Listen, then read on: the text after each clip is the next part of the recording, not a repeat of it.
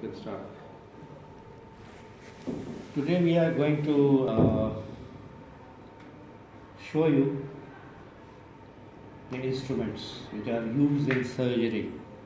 Now, what is important about these instruments is that you should know the name of the instrument, how to hold it. This is a finger bow and thumb is here. This is the ring finger. This is the middle finger. And your index finger. How to hold it. Number 3, where is it used? So therefore, the terminal parts, is of blades. This is called blade. This is a joint, and they are serrated. They are transverse serrations, and this is called a right angle cholecystectomy forceps. This is used for dissection during cholecystectomy, for dissecting out what? Cystic duct and cystic artery. We call it skeletonization. You have to dissect cystic duct and artery during cholecystectomy beyond doubt. You have to demonstrate the junction between cystic duct and common hepatic duct. Alright? If you do not delineate cystic duct and cystic artery, you are likely to commit mistake. The bile duct is likely to be ligated. So therefore, you have to display it out. And what is Callet's triangle? Callet's triangle is a triangle between the cystic duct and hepatic duct and the cystic artery. Cystic artery. But some people say that it is the common hepatic artery, and some people also say that it is the lower border of the liver. The fact of the matter is that delineation is all right. With this, you should know how to.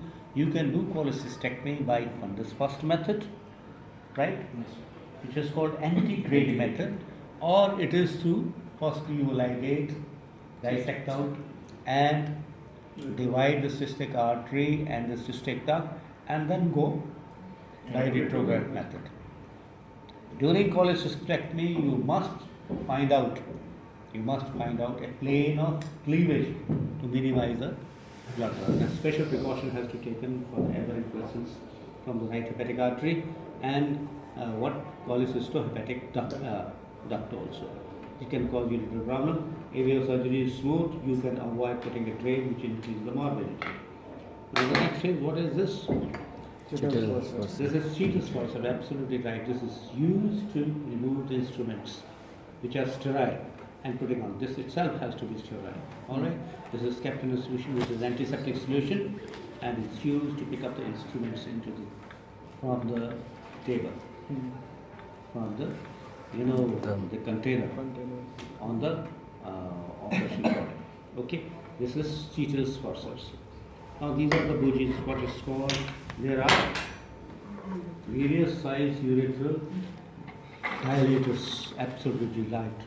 These are if you see the markings over this, 12 by 15. 12 by 15. This is used in stricture urethra as dilatation. For dilatation. Very, very useful. This has gone out of use because these days we are doing for stricture urethra OI, optical internal urethrotomy. However, the old people we used to have a very good experience with these also, right? And you see that 12 by 15 is mentioned. 15 is the proximal part, and 12 is what? This one. Neck. Okay.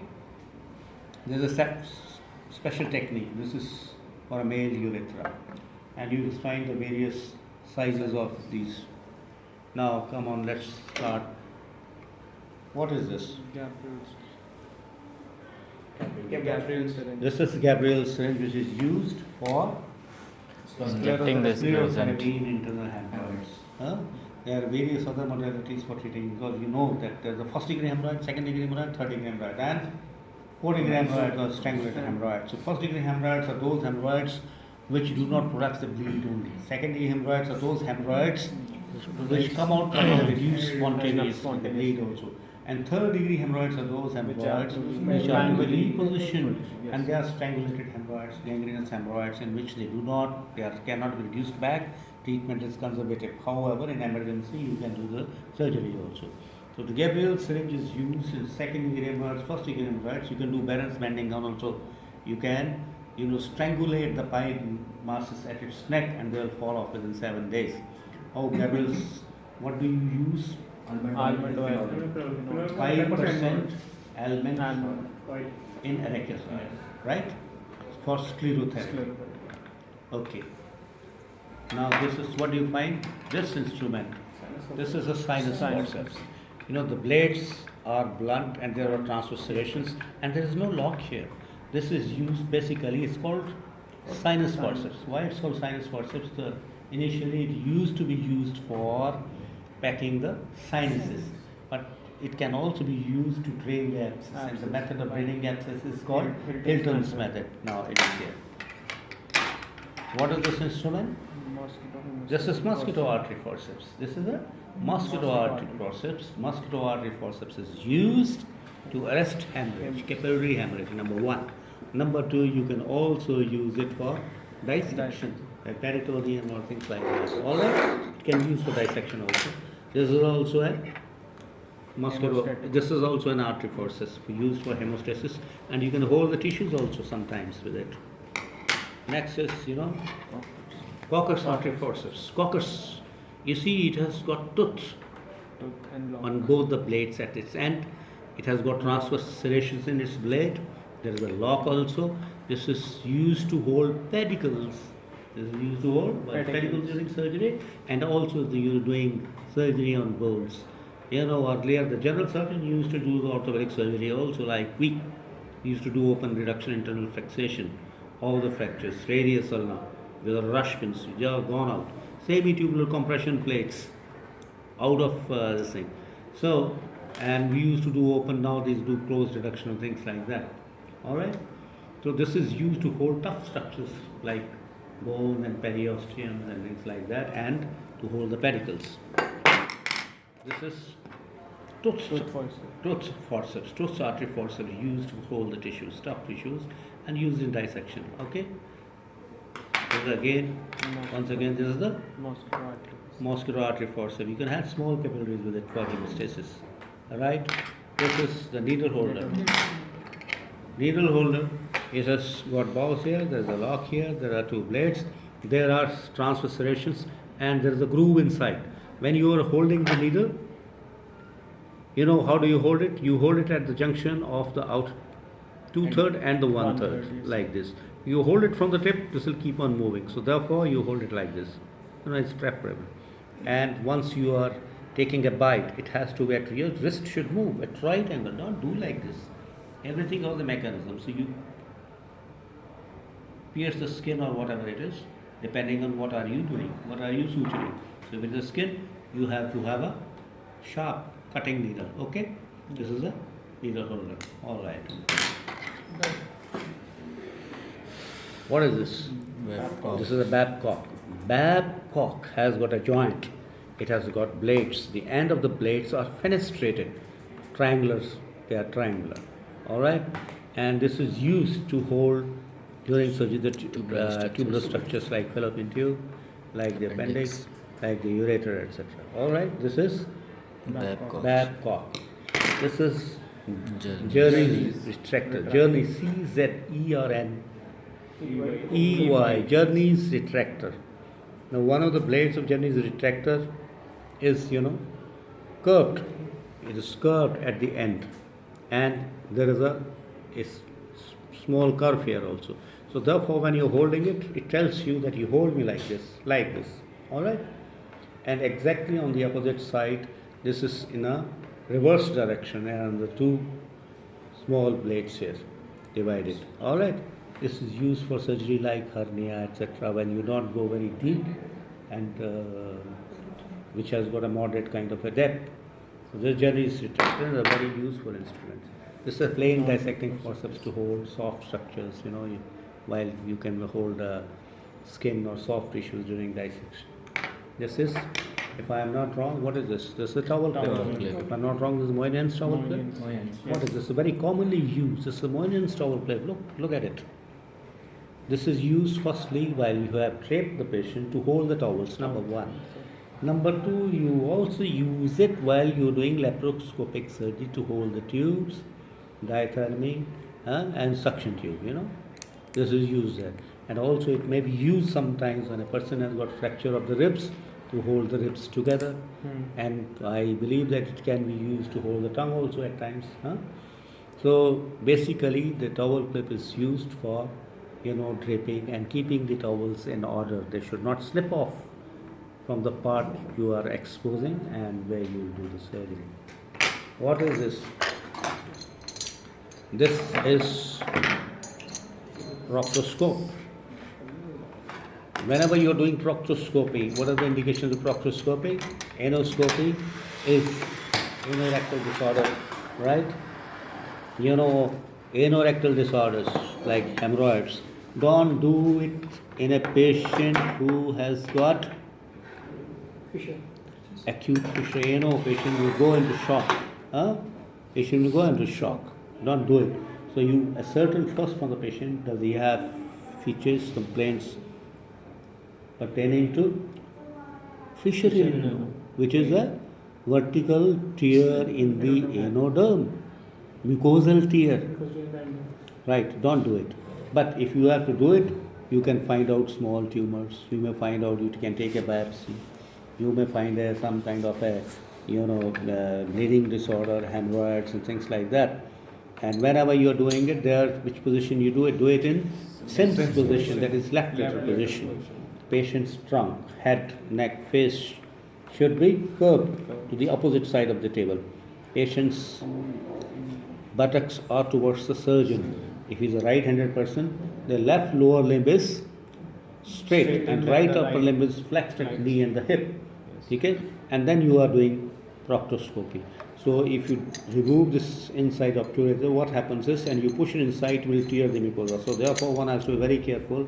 You lubricate this thing, you lubricate the anal orifice, see what is around, is any lesion or furuncle or any vesicle or any kind of a lesion, and push it inside posteriorly and then rotate it anteriorly. Okay? Alright, this is anoscope, proctoscope thing.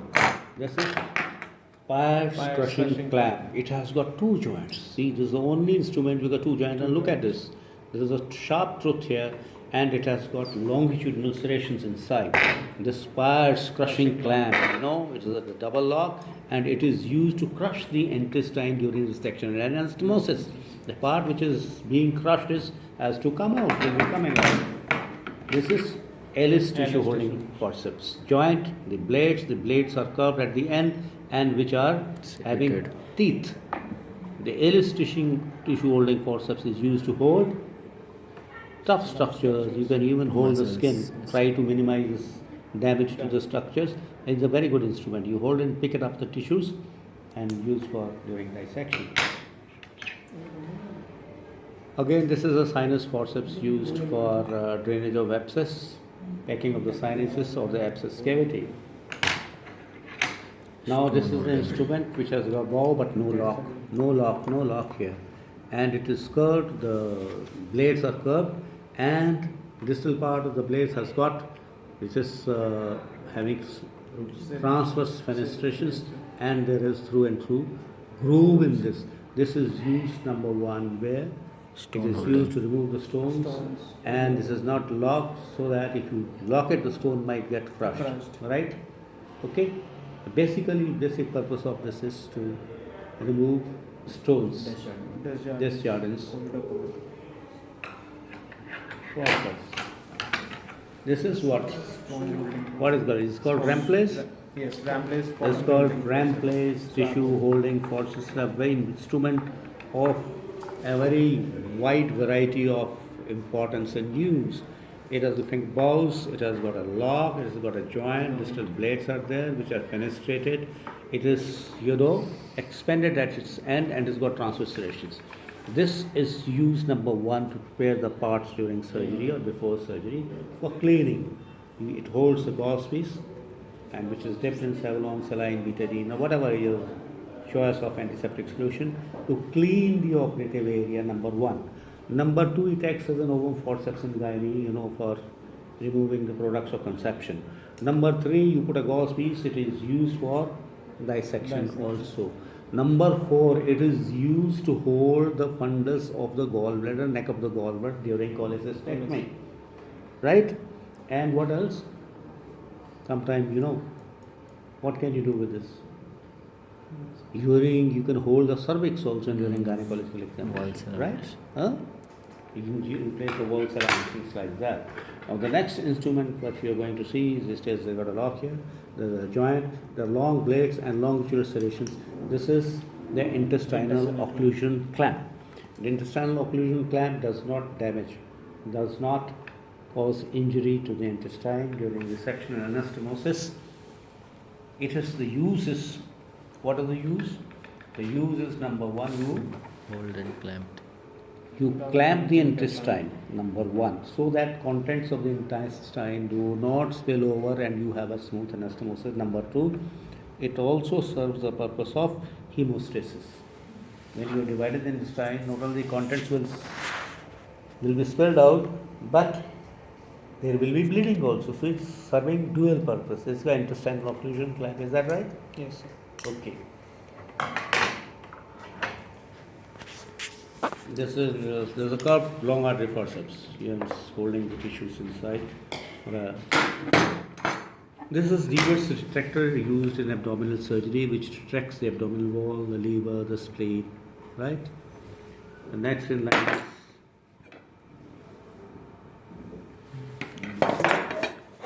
this is a corrugated rubber drain.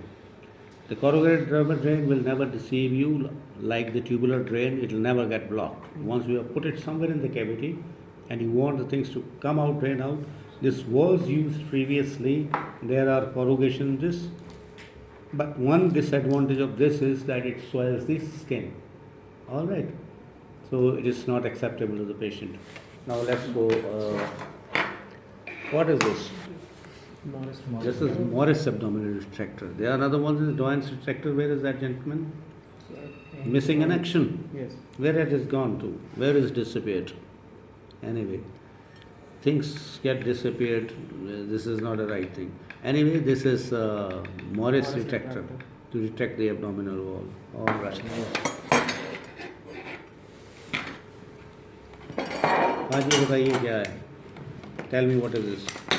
Self-retaining retractor. Yeah, that's right.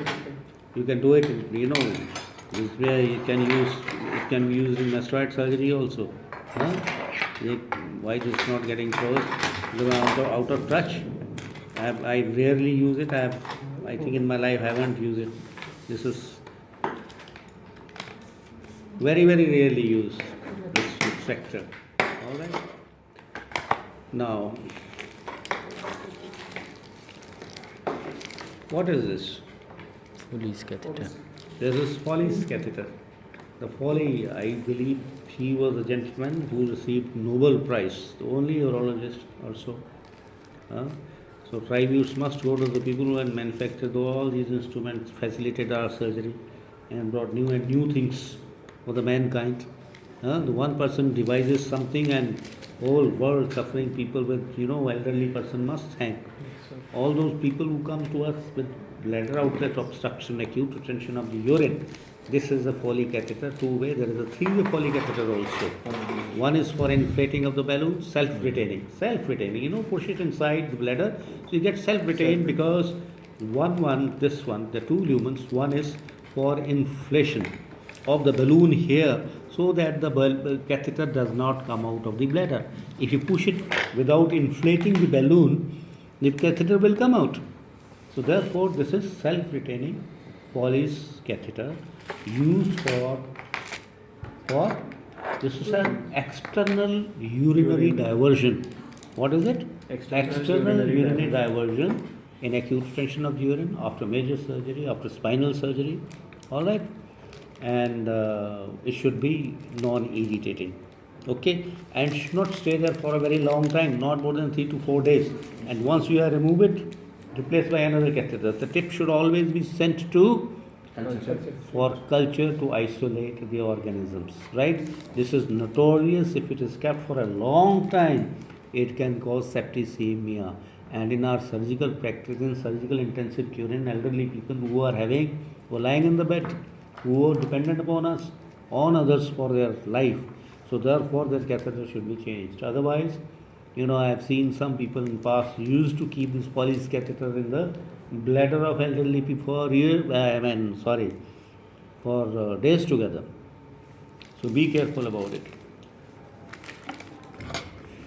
This is Maricot's catheter. This is an old version. This has got a historical value. Some old people were in past late 60s, 70s doing private practice. They might like to use, these, this kind of a drainage system. It's put in the cavity inside. Mind you, it should not be kept in thoracic cavity. And you can keep it, somewhere around large cavity and it keeps on draining. And some people in past also used it, some kind of things like scostomy and anyway.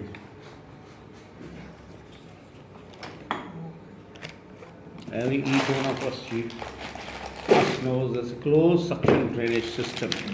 You have to charge it before applying. It has to be a negative pressure has to be kept inside, and tubes are attached. I know they must be somewhere here, or please keep it inside. Closed suction drainage. This is a better system of drainage. And this is the urine bag. You have the measurements here. So when I talk about urine bag, you should understand that we put Foley's catheter, we attach to the urine bag to measure the urine output in 24 hours. A person who has been operated, number one. Also, you should know that urine output has to be kept more than 1 ml per kg per hour. 1 ml per kg per hour, and in children it should be maintained at 1.5 ml per kg per hour. So this is a urine bag. All right, what else? Where is it used? Ice bag. Ice bag. This is used. This is ice bag. It is kept on persons who are having. Doyen style. This is a towel clip. This is strictly a towel clip, right? Are you sure? It's Doyen style clip. Okay, granted to you. This is again used to keep the towels in place before and during surgery. Okay. Again, you can also use it for holding, tubes during laparoscopic cholecystectomy surgery in position. Acha, all right. This is a age-old this thing Trocar and cannula business, and now we no more use it. But this is of historical importance. The whole thing, in previously. Some people had the idea, all right, something is better than nothing. Koi cavity or some cavity full of fluid. Even some people used to do, in hydrocele, they'll put this trocar and drain the fluid out, which is not a very good operation. What is this? This is a kind of guide wire, and sometimes a stricture of the urethra. In old times, people used to intubate the Foley's catheter with it and push the thing inside systematically without injuring the urothelium. I want to tell you that during Foley catheterization, you should avoid damage to the urothelium. In a dense stricture, if you are unable to negotiate the Foley's catheter, you may do the urethral dilatation. However, if you find there's a tight stricture, it is better to go in for suprapubic cystoscopy. And incision is made just above the pubes, not higher up near the umbilicus. Because once the bladder, which is distended, it is deflated, the whole thing bladder will come down into the pelvis, and you have made an incision at the level of the umbilicus. So therefore, during suprapubic cystostomy, you make an incision just above the pubis. All right. Any other instrument here?